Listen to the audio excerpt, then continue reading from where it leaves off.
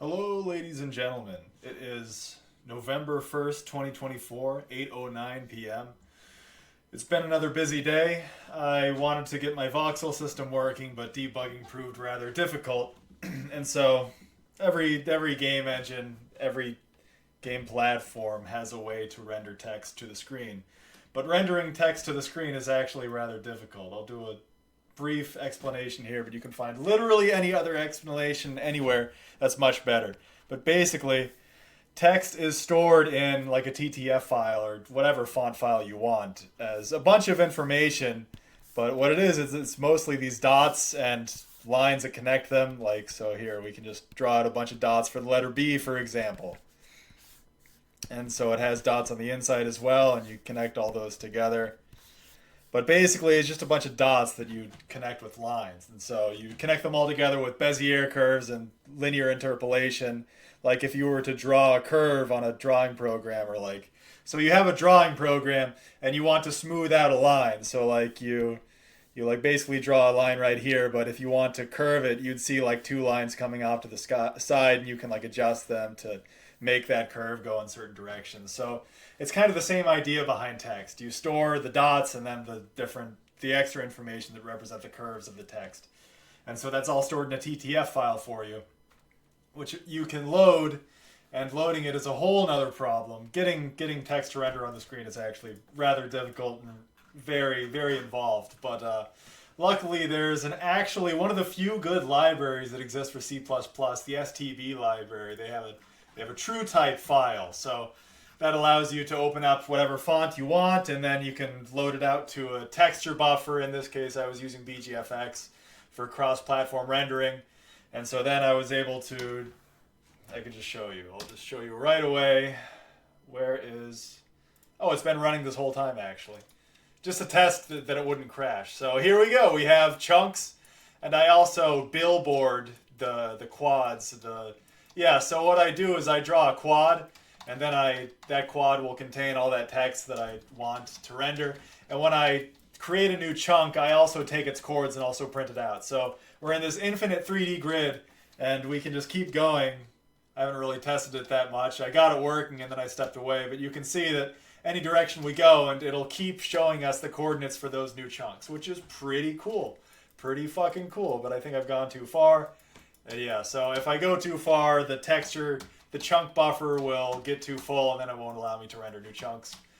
And so that's all part of the debugging process. I need to figure out exactly why my voxels aren't rendering properly, because somehow the Manhattan distance isn't calculating right. Like, I just tell the system to render only the voxels in the immediate chunk around me, but then I see like off in the distance, like maybe 3 chunks away, there's voxels rendering there. That doesn't make any sense, but it's very difficult to understand exactly what's happening because I can't see the actual text, like the information that the chunk represents. But now we can actually do that. Debugging with this code, with the text actually showing up on screen, will make things much easier to debug and give us a more powerful, robust engine. But it's got a long way to go. I can't dynamically update the text. I just need to destroy the buffer and recreate it if the chunks were to load. Like, we've probably done that a few times because I only have like 1,000 buffers, which is already very inefficient. Ideally, you would just draw all the text in a single buffer.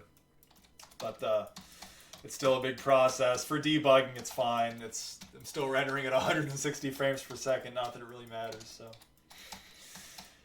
just keep building it up, and yeah, now we can debug the chunks, which is pretty cool. Pretty fucking cool. I'm quite a big fan. Quite a big fan of this new improvement. And if we reload, we will go back to oh, the buffers. Oh god. Okay, that's bizarre.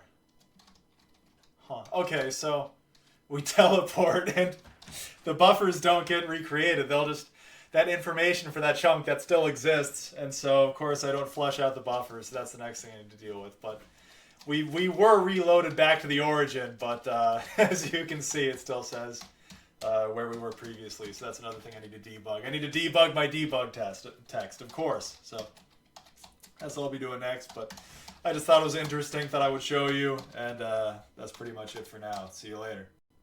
Hello, ladies and gentlemen. It is November 6th, 2024, 8:24 p.m. I can't remember the last time I made a devlog. I've just been working all day. I don't even know where to begin, so I'll just boot it up and we'll see what happens.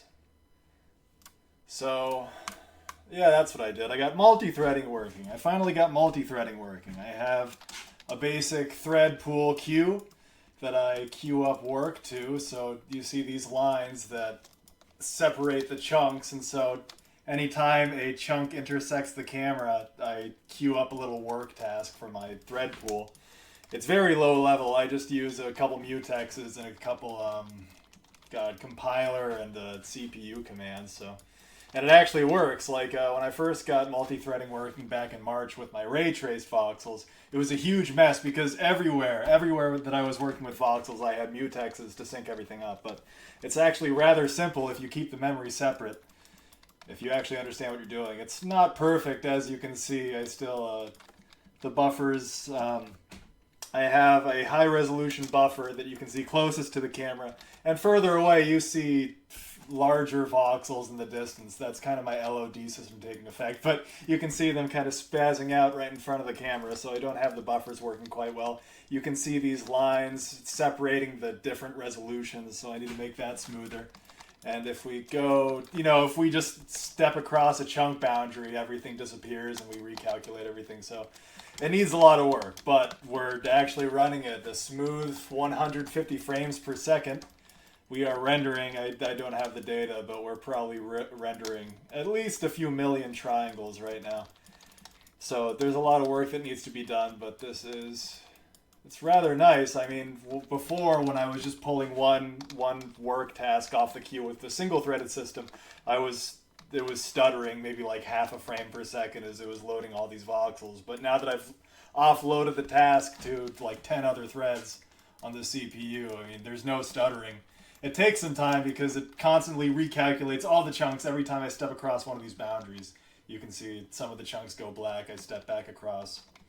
Oh, okay, well, I guess not every chunk boundary. Once they're loaded into the current area, I guess there's no recalculating. But if you go far enough, then stuff turns black, and you can see further away the buffers get all scrambled. But so it needs a lot of work. But the other thing I was working on was, everyone knows it's election day. We all have election day. Where is my shader stuff? So just as a little celebration for the man who won, the cool guy that won.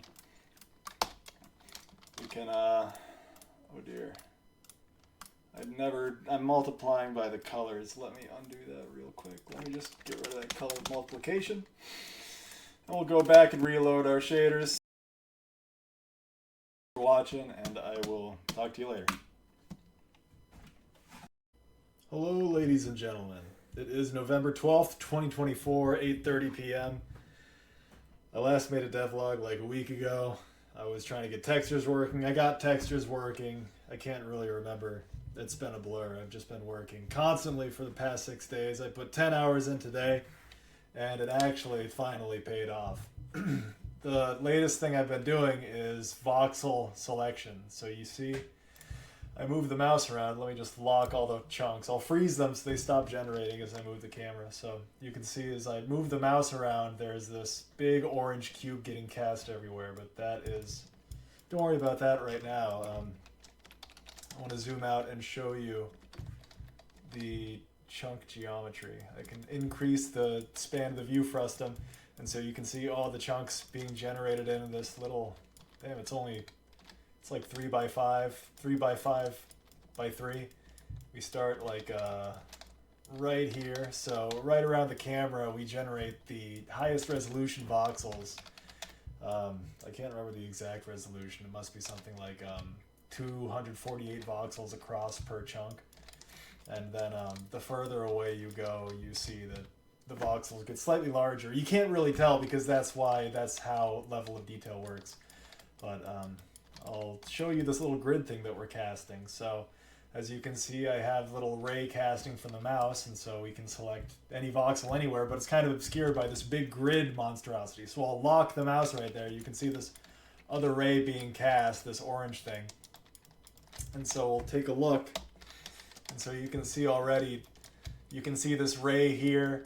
and then you can see all these voxels, but that's just tracing the path of the ray through this brick grid, and it detaches here because it goes through this. It's all grid based, so there's another grid right here that you can't see, and I just undid that thing because I just skipped sections that are totally devoid of voxels. But you can see that there's this kind of a smoky trail of voxels going into directly where we were looking, which is all the way down here, and you can see this little red sphere around this voxel, which shows me the exact position that the ray is cast and intersects that voxel at. So we have voxel selection.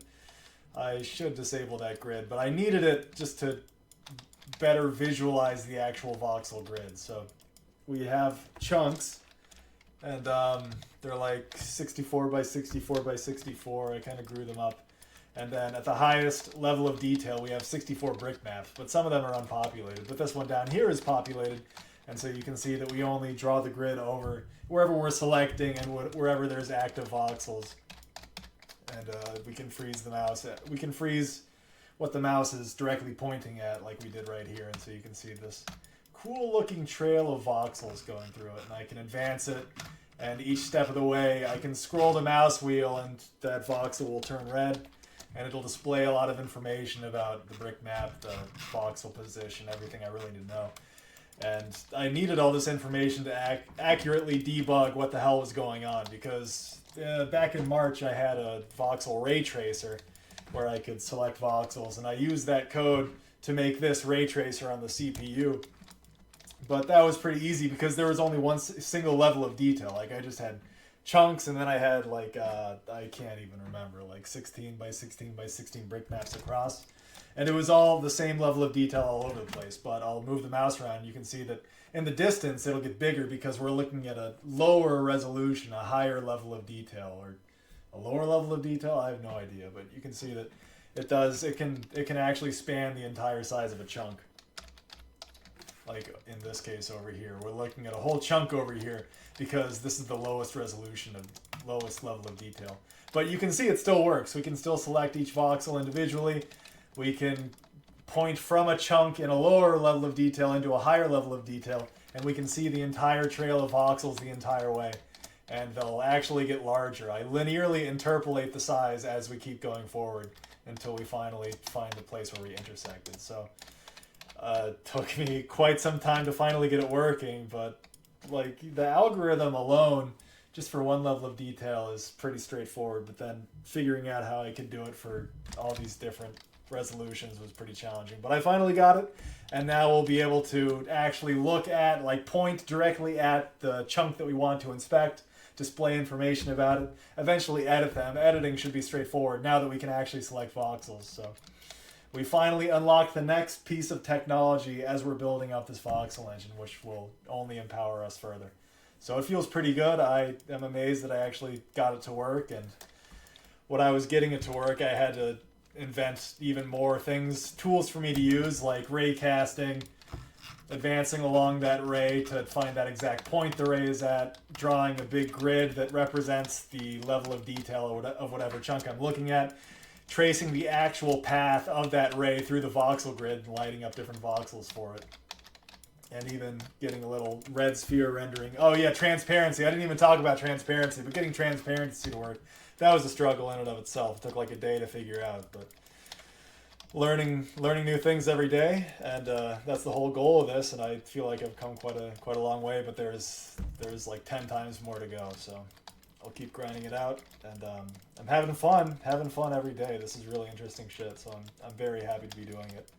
And I'm happy that you tuned in, and I will see you later. Thank you.